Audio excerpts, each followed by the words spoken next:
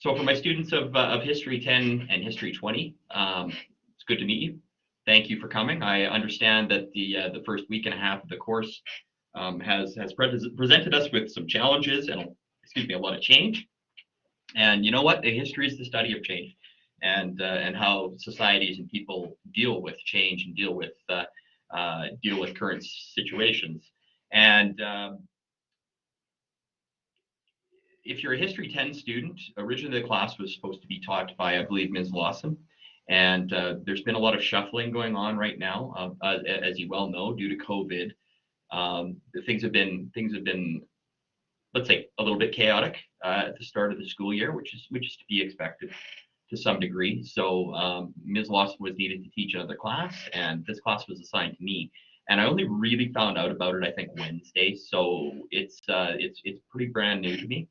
And if you were a History 20 student, you've actually been through this twice, because I believe Ms. Lawson was scheduled to teach it, and then they passed it to Mr. Lowe, who got everybody registered and ready to go. And then they needed him to teach another class at a different school, so it was passed to me as well. So if it feels a bit kind of topsy-turvy at the beginning of the year here, I assure you I understand, and I feel for you, because I'm feeling the exact same thing. I had no idea I was going to be teaching these courses until a couple days ago. So before I get going on the history stuff, I just give myself give you a little introduction. My name is Brennan Dunbar. I've been teaching at the OLC for a couple of years. I've been teaching in general in physical schools and online schools for 14 or 15 years, I think. So I'm not entirely new to this game. I've both taught online and as well as learned online. I did a master's degree at the University of Saskatchewan and in a completely online program. So I do have experience on the other end of the computer too, where I was expected to learn in an online environment, and be independent and self-reliant, and use the materials and all the resources at my disposal to ensure that the work got done well, and that I was learning what I needed to learn in order to move forward. So I do have some experience on both sides of the computer, and I hope that I can use that to help you through the course. The schools that I've taught at before, I started my career and worked for 8 years at Aidan Bowman Collegiate in Saskatoon. And then I took an educational leave to complete my master's. And then when I came back, I worked at Mount Royal for 5 years. And then then I was transferred to the online school for a couple of years. And my background is in technology and educational technology and design, and not history. So although I'm an avid reader and very interested in history and how societies progress, I wouldn't say that I have a whole lot of experience on the teaching end of it. So what I'm going to be doing is I'm going to be quite heavily relying on a course that was built for this exact purpose by Mr. teacher named Mr. Funk, and it's by all accounts a very, very good course, and it's designed in a way that we can be somewhat flexible with our learning. But with that benefit of flexibility comes a responsibility for students, just like Spider-Man. With great power comes great responsibility.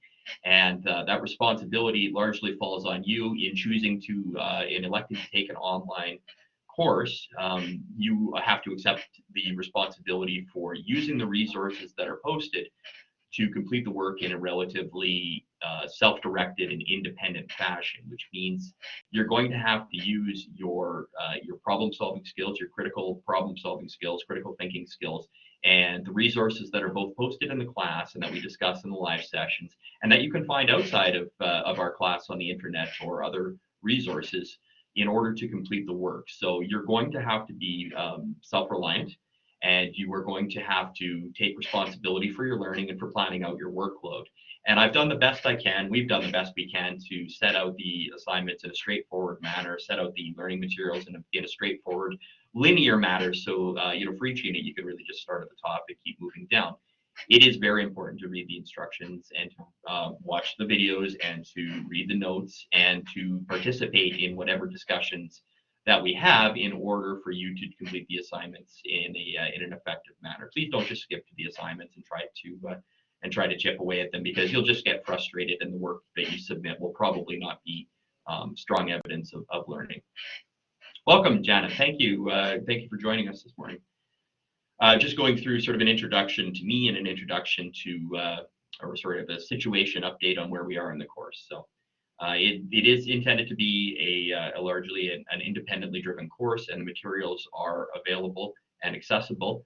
And I'd like to act more as a guide and facilitator in your learning journey, as opposed to a simply an in-school teacher or a transmitter of knowledge or something like that. So the goal is for us to for us to work together, but largely for you to develop an understanding and appreciation for history, given the materials and assessments and recommendations that we give as facilitators and teachers to help you through the course. And basically everything I've said about the History 10 course here applies identically to the History 20 course, with probably even a higher expectation of your ability to be independent and to work with the materials and resources that you have to complete the assignments and to demonstrate your learning, and for us to move forward, and for me to give you feedback on that learning and hopefully help you improve your understanding and improve your ability to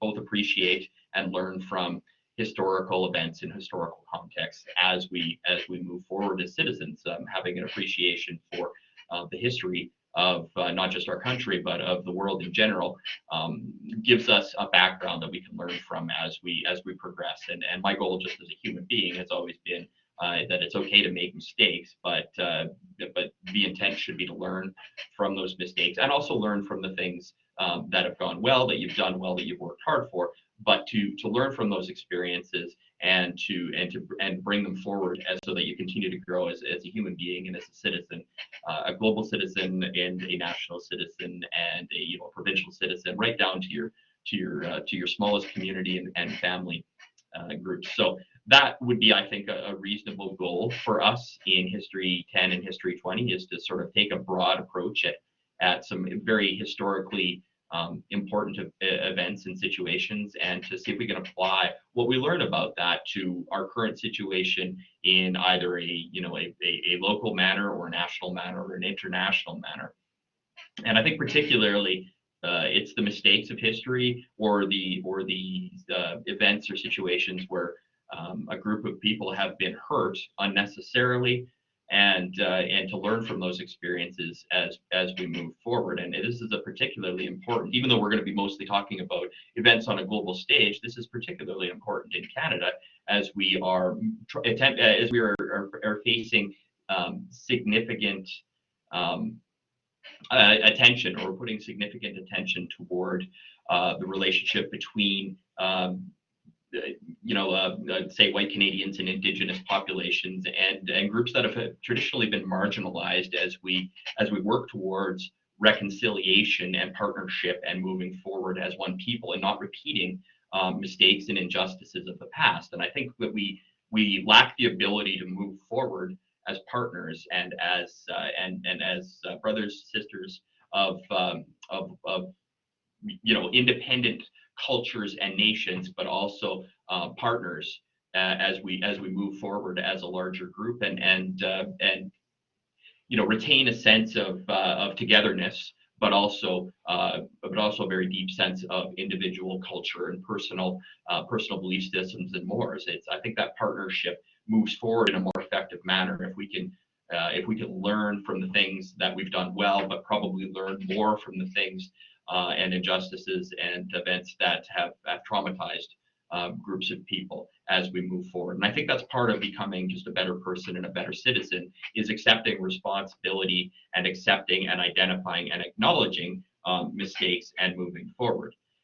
So, with regard to sort of our national policies and our national citizenship, that's a class unto itself, and that would be your History 30 courses, which really focuses strongly on Canadian history, as well as current Canadian political, economic, social issues, and our current situation, how we've come to the position that we're at, and how we move forward. So if you're really interested in sort of the Canadian perspective, or the peoples that live within our land, those perspectives, you're going to get a lot of that in History 30. History 10 and History 20 is more focused on a global scale and sort of like a world history, separated into different eras.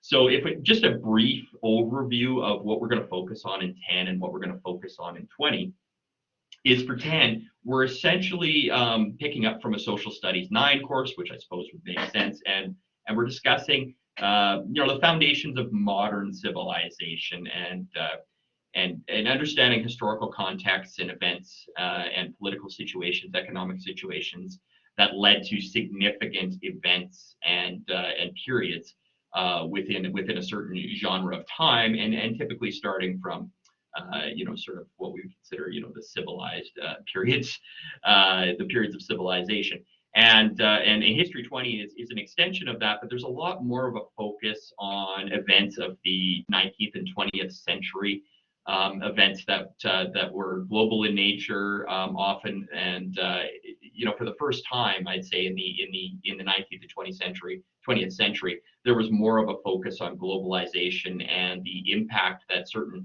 civilizations and certain nations could have on other nations. Prior to people having the ability or the wherewithal to travel, a lot of our historical understanding is very, very limited to a specific culture, a specific people at a specific time in a specific area. Whereas once we sort of evolved enough as scientists or travelers or just explorers, obviously we come to a situation where cultures have the ability to interact with other cultures, and sadly, a lot of that sort of nationalism within a certain country came with some innate need to explore other areas, but not just explore, but to consider it a discovery, even though people have lived there for eons. And unfortunately, with that came a notion of the importance of exploiting other nations and other cultures for materials for economic purposes or political purposes. So it's sad, but it's true. But the world history, especially in the civilized era, and especially after the advent of ships and the ability to travel longer distances, came this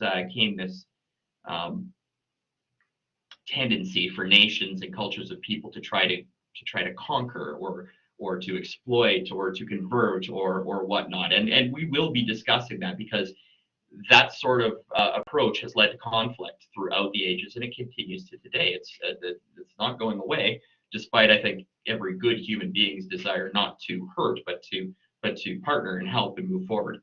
And although I believe we have made strides in history, and I don't want to discount those strides to try to maybe work from a basis of partnership as opposed to conquest.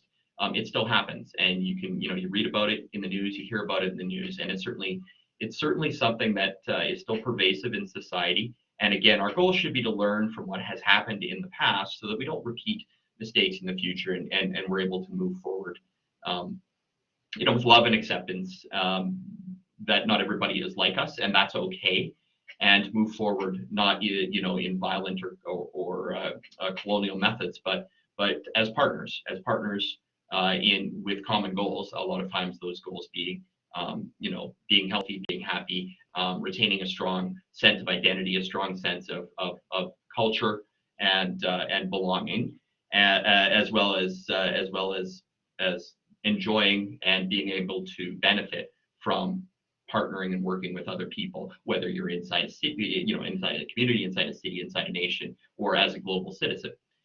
And these major events of the 19th and 20th century, when travel was very predominant, has led to a lot of global conflict and things that had heretofore never been experienced before.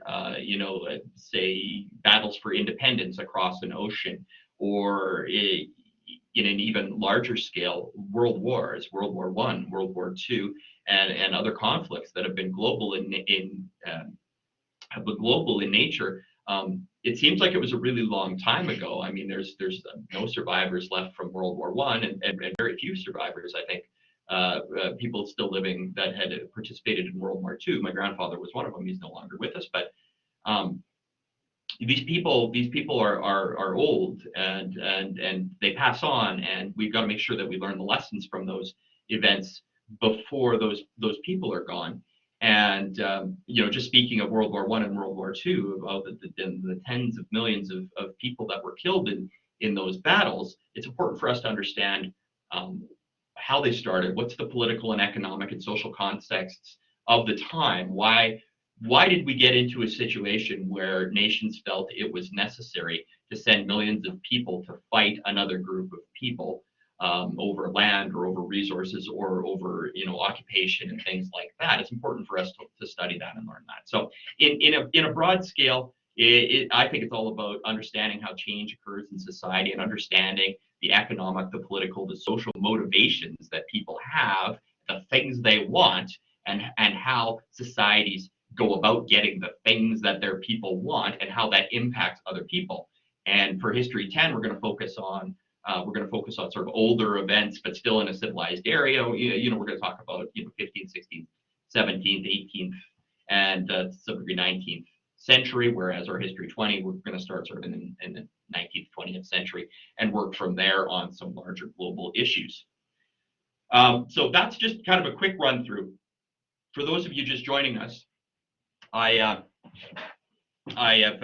mentioned that I didn't know I was teaching these classes till Wednesday, so I've been quite frantically doing my best to sort of get up to speed on the way the course is laid out in Blackboard and the materials, the assessments, and changing all the due dates and things like that. So I understand that it's been a bit turbulent and inconsistent for the first week and a half or so, of course, but I'm hopefully everybody feels like we're sort of settling in, and you have a starting point, and you're able to move through the material, move through the assignments, and complete the courses in a relatively independent manner. Now, I don't want you to think that you can't come to me for help, or that I can't be a resource for you to help you through this learning journey. That's exactly what I'm here for. So I want to, offer my time to you in whatever way I can. I am teaching 5 courses, so I'll be very upfront about that. I have Communications Media 20, Communications Media 30, History 10, History 20, and a computer science class. So my time is quite divided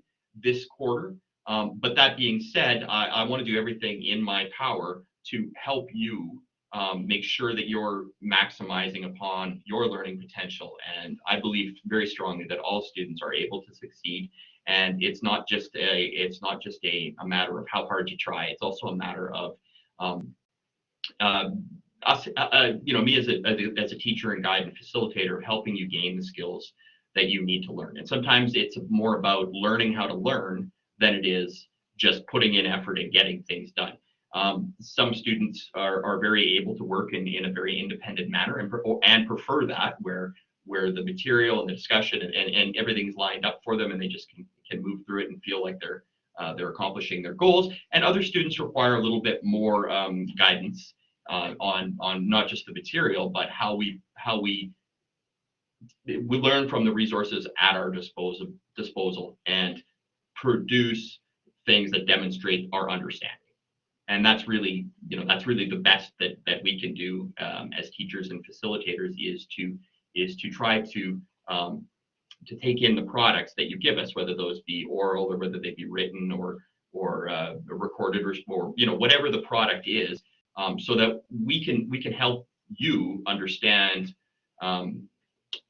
your progress and whether you are truly understanding these events and these concepts in a deep manner, and internalizing them and being able to take your learning to the next level as you progress through not just high school, but your life after high school, whatever that may entail. So I want you to know that I'm here for you in the live sessions, and that I'm always available and quite responsive via email. I don't want you to get frustrated, and I don't want you to ever feel like that that you're left alone and that you've got no one to turn to when you're struggling with an event, an assessment, an assignment, something like that in the course, or you just don't understand certain part of the notes or the video or the context of what it is we're supposed to be learning, I'm here for you. Email is usually the best way to reach me, and or these live sessions are a good place for us to congregate and to deal with some of the questions that come up, or to go into a bit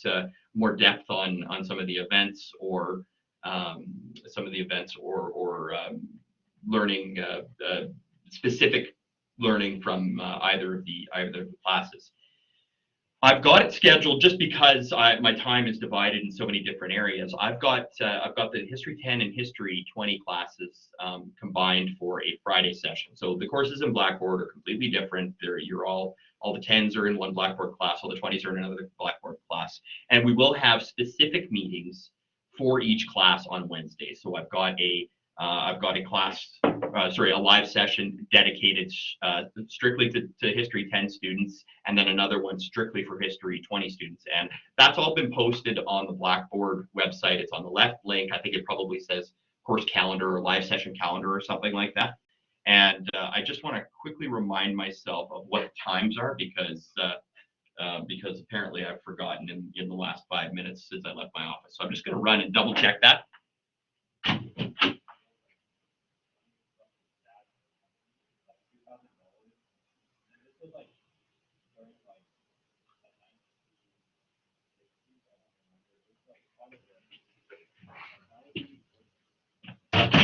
Sorry about that. Just wanted to be sure so that I wasn't giving you some false information. So for our individual group sessions, the History 10s, we're going to meet every Wednesday at 1 p.m. for about an hour. Sort of depends how much we have on our plate and what assistance I can provide for you. And the History 20 students, we're going to meet right after that. So we're going to meet at 2 p.m. on Wednesday specifically for History 20 students and History 20 events. Whereas these Friday sessions at 10 are going to be a mixture of the two groups, and more of a sort of a general Q&A, and you'll be the ones that really drive these Friday sessions. It's going to be sort of a catch-all between the two classes, so that I can try to help as many people as I can in an appropriate amount of time. But our discussions on Wednesdays are going to be much more focused on whatever course it is, whether it's History 10 or History 20. I have a question in the chat room right now. It says, is the calendar for the assignments correct now? And thank you for that question. That's exactly where I was going next.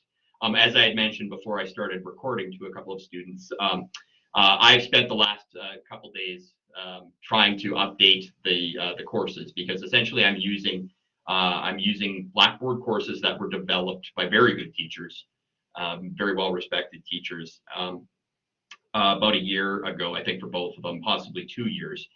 Instead of trying to reinvent the wheel, I'm going to work with what's there, because I know it has worked for online students in the past. And one thing that I did notice yesterday morning, when I was just starting to kind of get going on these classes, was that all the due dates were from the prior quint, if you remember the quints from last year. So if you had logged in and you were starting to kind of chip through things, you probably noticed that you had a whole bunch of overdue assignments, and that the dates were from January or February. And I actually had some students hand in assignments that were probably partially complete or really rushed, because they thought they were already overdue. And those students contacted me, and I made sure that I cleared those assignments out so that they have a chance to redo them. And then I've spent the rest of the time trying to update all the due dates for the assignments and make sure that they fit our current quarter. So to answer your question, yes, that has been done in both History 10 and History 20. If you handed something in that you're not particularly happy with, because you thought it was overdue, so you did a rush job and handed it in because the dates weren't correct, if you're a student that happened to and you haven't addressed it yet, please just send me an email and let me know which assignment it is. I'll clear it out so that you can hand it in whenever the due date is for that, and resubmit and do a good job on it, and be happy with the product that you deliver there. So that's the answer to that question. The calendar should be correct now. If I maybe missed a date somewhere along the way, I'll have a closer look at that this afternoon and make sure that I didn't miss any. But they all should be good now. They all should, sort of minimum start on September 3rd to 5th, somewhere in there. And our last assignment should be the end of the first week in November. So the quarter goes from I think we started on September what was it?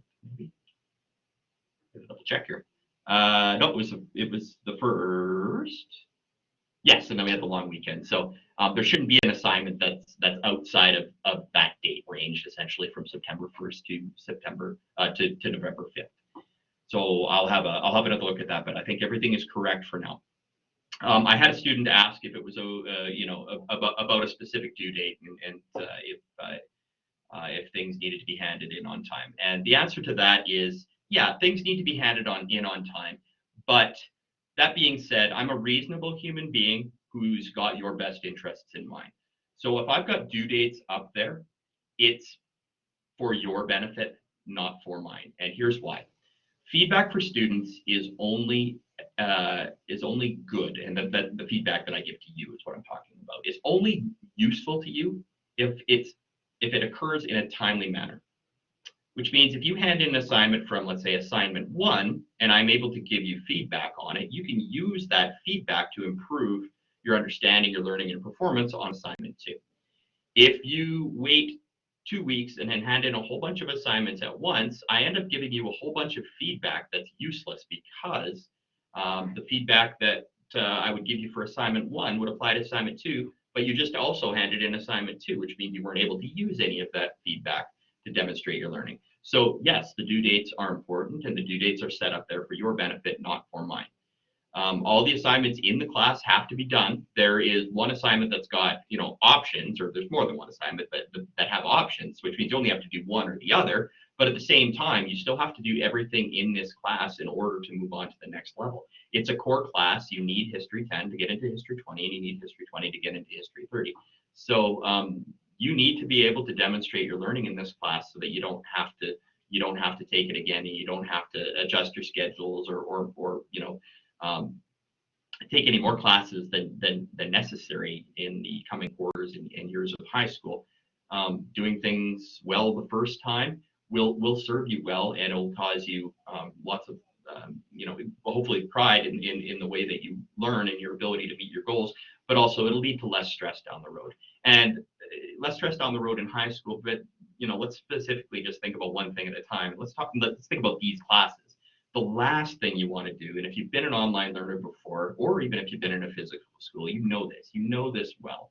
If you leave everything to the last minute and you procrastinate and you put things off and you make excuses not to do things or not to learn what you're supposed to learn, you know darn well that you end up at the end of the quarter or the semester with a pile of assignments that are due, a mark that you're not happy with, parents that have been contacted or guardians that have been contacted and have been putting pressure on you to finish things. And it basically makes your life miserable for the week or 2 weeks where you're trying to scramble to get everything handed in. And typically the work that's handed in when you're rushing is not good. And these are all common sense things. You know these. I'm not going to treat you like children.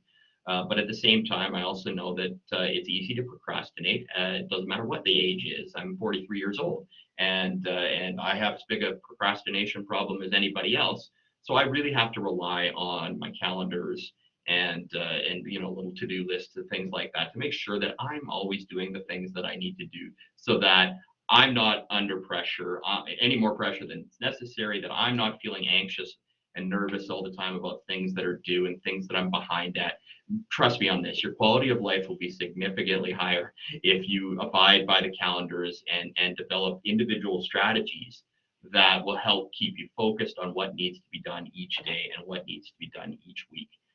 So that being said, if an assignment is, a day overdue or something like that, it's generally not a big deal. I try to be as flexible as I can. If there's something, if there's a family situation or whatnot that's causing you significant distress, I encourage you to contact me ahead of time, and so that we can make some additional arrangements. I'm generally I think a compassionate person, and I will work with you, but I'm also I like to think of myself as a reasonably logical and intelligent person, and if somebody is constantly in deadline crisis, it's probably more that they're not scheduling their workload appropriately.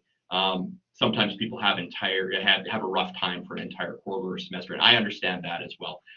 But if you're constantly telling me the day before an assignment's due that I can't get it done for whatever reason, I think it might speak to a larger issue that needs to be dealt with, either personal or academic or social or whatever that is. So just keep that in mind, that those due dates are there for you more than for me. They're there for you so that you can space out your learning and space out the time that you need to complete these things, to do a good job on them, to get feedback, and to incorporate that feedback so that you can move forward confident that you can meet your goals, whether your goal is to get a 95 in the class or whether your goal is to just earn the credit. Everybody's different, and the world has room enough for all types and kinds of people, and I respect that. So I ask you to set your personal goals and to do what you need to do when you need to do it in order to meet those goals, and to let me help you along that path. So stick to the due dates. If you happen to need a little bit of an extension on some of this stuff, there's no penalty for handing things in late, but no marked penalty for handing things in late, but essentially there is a penalty because you're not getting the kind of feedback in a timely manner that you need to move forward effectively. So it does hurt you, but it's not, not necessarily I'm going to dock you 10% because it was a day late. We don't do that anymore. And it's more a matter of the bigger picture and how we can help you move through the content. So if you have any difficulty handing something in or submitting something, or you have any file format problems or things like that, just send me a quick email. I'm very responsive by email. I almost always get back to you the same day, usually within 3 or 4 hours. If you send me an email, if you're one of those people that likes to work in the evening or after school, and you send me an email at 10 o'clock at night, you're probably not going to get a response till the next morning. That's hopefully that's understandable, but I will respond to you. I usually spend at least the first hour of my morning making sure that my inbox is clean and that I've responded to all of the students who have asked questions or who are experiencing difficulty with one thing or another. So if there's any sort of Blackboard type issues, or you're having trouble submitting assignments, or you're not sure what format to do an assignment in, is it PowerPoint, is it a presentation, is it a document, is it, just let me know. I'll handle that. I need to discuss academic integrity for these courses because it is something that's very dear to me. Academic integrity and essentially, the concepts of plagiarizing other people's work or getting into a panic and copying and pasting something just to get it in. Don't do it. Please don't do it. And again, this is for you. This is not for me. It's easy to find something that you can steal. It's easy, but we're using systems both technologically based and based on teacher experience that very easily allow us to find out if you've plagiarized other people's work. And when that happens, essentially, it's just a bad situation for everybody. It's uncomfortable for me because I have to confront a student and say, hey, I know you didn't create these ideas yourself because this is where I found them. So I don't like having those conversations. They're difficult for me. Obviously, they're difficult for you because you've got the, oh, I cheated, I did something I shouldn't have done, and I got caught. And now there's repercussions and things that, difficulties essentially in my life that I didn't have before. So it's uncomfortable for you. It's uncomfortable for me. It's uncomfortable for parents and guardians, and often embarrassing. So you've made, a poor decision has really made a lot more work and a lot of introduced a lot of complex and negative emotions in a group of people, and it just doesn't need to happen. Also, I have to get administrators involved, so I have to go tell the principal or vice principal, and sometimes it means we have to have a discussion with parents and whatnot. So we don't want that. None of us want that, really. I'm here to help you learn it, but I'm here to help you learn it. I'm not here to help you find somebody else's work and pass it off as your own. We all know that's wrong. And the reality is plagiarizing or taking other people's work and intellectual property without their permission is going to affect you in a much, much more negative manner as you age than it will as a student. If the worst case scenario of cheating when you're a high school student is, the principal knows, possibly, zeros in the assignment or parent conversations and meetings and whatnot, that's really not earth shattering. It's bad, but it's not, it's not going to, it's not the end of the world. However, as you get older, perhaps some of you are looking at post-secondary education. If you plagiarize in a post-secondary class, a college, technical institute, university sort of thing, very, very seriously dealt with, oftentimes leads to expulsion from classes, and they just take your money Sometimes it leads to expulsion from the actual university itself, and your name being tagged as somebody who was asked to leave because of plagiarism issues, which could cause you problems getting into other universities. If it happens in the workplace, it's even more serious. If you're stealing other people's work or taking it without their knowledge in the workplace, now you're looking at things like lawsuits and being fired for cause, and possibly legal issues and things that could really, really mess up your life. So if you find that your teachers in high school are really trying hard to push the notion of academic integrity and being honest and doing your own work, it's more because we've had a little bit more life to live. I mean, we're a little bit older, we've got more experience, and we've seen how academic dishonesty kind of carries through with people into their adult lives and then causes some really, really, really bad situations. So it may not seem like it at the time, but we're really trying to help you, and we're really trying to set you up for being a good citizen and avoiding those situations in the future. So I guess the short thing is I'm a computer science teacher, and I'm pretty good at tracking down work that's copied. And also I'm quite well read, and I read a lot of books. I've done a lot of reading. In general, I try to understand my stuff very well, and I know what level typical grade 10 and 20 students or 11 students write at. And if I find something that's written like a university PhD dissertation, that's going to throw some alarm bells. And if it just happens that you're that good, that's great. But certainly, if I read something like that, I've got an idea of what level we should be at, and if it's something that a true expert in the field at the top of their game would write, well, that's going to throw some alarm bells for your teachers, and a discussion would be had from there. And additionally, we do have software built right into our online classroom that checks for things and checks sources all across the web to see if it's been copied or cut and pasted or anything.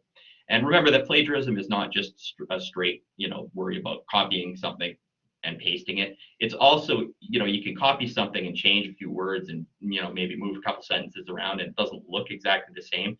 But if it's got all the same ideas presented, even if it's in a different order or with some different words, it's still plagiarism.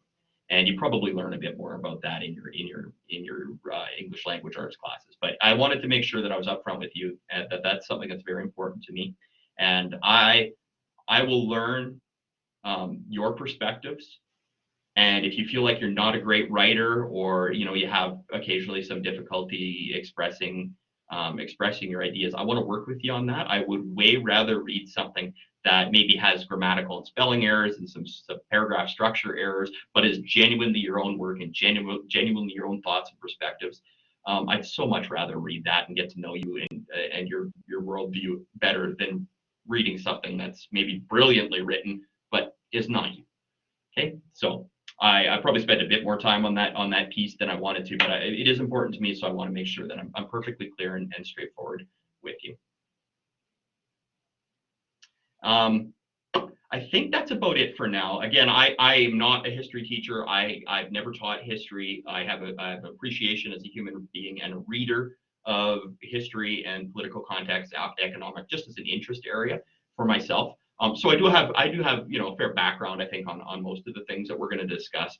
But I myself will need to dig deeper into the course content to make sure that I'm that I feel like I'm prepared to add or to help you out with whatever is you need to help me or to help all of us move forward and make sure that you're demonstrating your learning and that we're taking something forward from this. So I dedicate that. I certainly will make that promise to you. And I hope to do a lot of reading this weekend because, like I said, I've spent the last 3 days kind of like, oh, hey, I'm teaching history and I got to really get up to speed on everything. So I apologize for the chaotic start. COVID, it is what it is. We've had lots of shuffling and whatnot, but hopefully everybody's ready to kind of hit next week in full force and make sure that we're catching up on things that we might not have completed in the first week, and also moving forward with the content. In a quarter system we're all familiar with the Quint system because we had it last year, and there's no grade 9s here, so everybody last year experienced this in their grade 9 or 10 or 11 class. We know that the calendar dates are extremely compressed. We're in, in the good old days pre-COVID, we knew we had 5 months of calendar time to get through all the material. It was still probably 90 hours worth of class time, but it was over 5 months. We have the same 90 hours of class time, but now it's jammed into essentially a 2-month window, which impacts things. It just does. It means that we have to be dedicating twice as much time every day.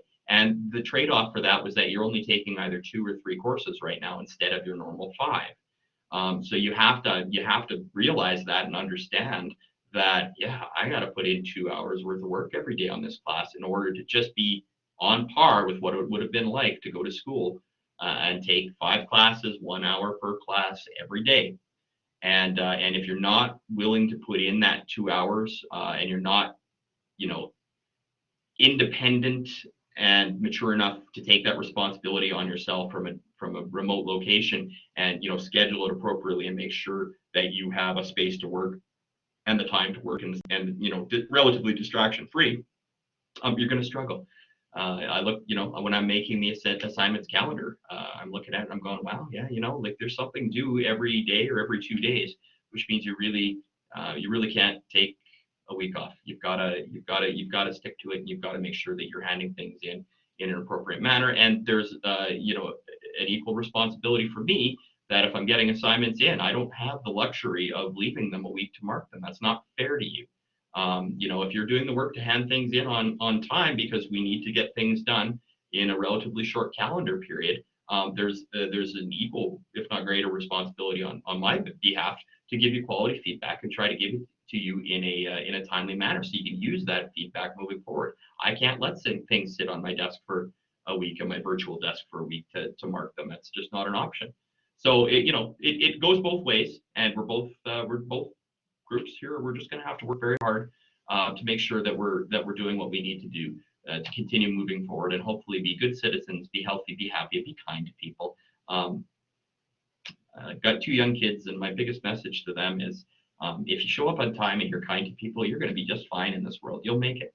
And if you can add things to that, like intelligence and willing to work hard and going out of your way to help people in your community and whatnot, well, then you're going to go even further. But at the bare minimum, my message to my children has always been, I'll always love you. And my biggest goal for you is to be safe and to be kind and to be healthy and to be happy. And if you can do those things, I think people are generally very pleased. So you're all individuals. You all have your own situations. You all have your own successes. You all have your own traumas. And I respect that and I understand that. And I'm here for you. And I want you to know that I've got a very open door policy. And let me help you if you think that there's something that I can offer you. And with that being said, it looks like I've talked for about 50 minutes, which is certainly too long to listen to an old man like me blather on. But as I said, because it's been quite chaotic at the beginning of this quarter, I wanted to make sure that we kind of set a basis for the expectations and the support system that you have in order to get through things. So I'll end that there. I'm sure there's some questions that I haven't addressed. Again, email if there's something you forgot to ask during the session, or if I was just talking so much that you didn't get an opportunity to send me an email. It's either something that I will address with you individually by email, or perhaps if it applies to the entire class, I'll make an announcement, or we'll discuss it in our live meeting on next Wednesday. I do have about 3 minutes left here. So are there any other questions? Feel free to throw them in the chat. Feel free to use your microphone to ask, and I'll do my best to answer them. And at least for the next week or so in this class, if you ask a question, my response very well might be, I don't know. Let me look into it and I'll get back to you right away. So if you've got any questions, feel free to type them in. If you feel like you're comfortable with what we've discussed today, then thanks for coming. Appreciate it. And have a nice weekend, and we'll see you next week, and good luck with your studies. Let me know how I can help you.